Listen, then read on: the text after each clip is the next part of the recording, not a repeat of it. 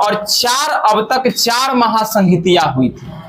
प्रथम महासंहिति बौद्ध धर्म की जो है कि वह 483 ईसा पूर्व में राजगृह के जो है सप्तपर्णी गुफा में हुई थी और इस समय शासक थे अजातशत्रु। अजातशत्रु हर्यक वंश के शासक थे और इसकी अध्यक्षता किसने की थी? तो महाकश्यप के द्वारा की गई थी।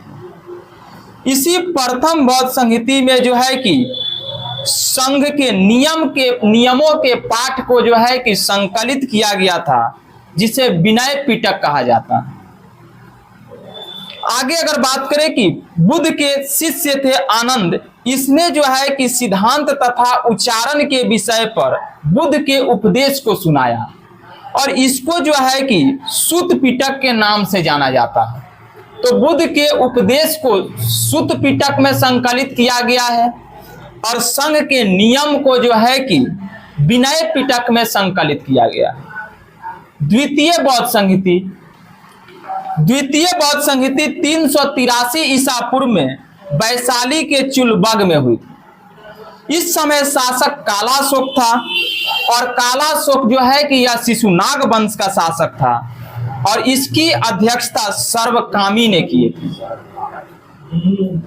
द्वितीय बौद्ध संहिति के समय जो है कि इस समय पूर्वी भिक्षु और पश्चिमी भिक्षु के बीच जो है कि विनय संबंधी नियमों को लेकर मतभेद हो गया और इस कारण बौद्ध भिक्षु संघ कितने भागों में? तो दो भागों में बट गया, एक पूर्वी गुट और एक पश्चिमी गुट। पूर्वी गुट को महासांघिक और पश्चिमी गुट को कहा गया थेरवाद। तृतीय बौद्ध संहिति 250 ईसा पूर्व में हुई थी। तृतीय बौद्ध संहिति पाटलिपुत्र में हुई थी। पाटलिपुत्र उस टाइम मगध की राजधानी थी और इस समय शासक कौन थे? तो शासक अशोक थे और अशोक किस वंश के शासक थे? तो मौर्य वंश के शासक।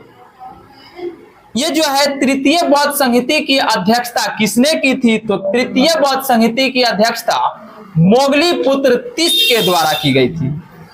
तृतीय बौद्ध संहिति में ही अभिधम्म पिटक का संकलन किया गया। अभिधम्म पिटक में बौद्ध धर्म के सिद्धांत की दार्शनिक व्याख्या की गई।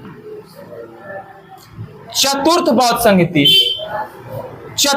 संहिति प्रथम शताब्दी में हुई है और चतुर्थ बौद्ध संहिति का स्थान कुंडलवन कश्मीर में है। चतुर्थ बौद्ध संहिति के शासक कौन थे इस टाइम? तो कनिष्क थे। कनिष्क किस वंश के शासक थे? तो कुषाण वंश के। और कुषाणों ने ही भारत में सर्वाधिक सोने के सिक्के जारी किए थे और इसकी अध्यक्षता किसने की थी? तो वसुमित्र। और इसके उपाध्यक्ष कौन थे? तो अश्वघोष। इस संहिति में बोलबाला किसका था? तो इस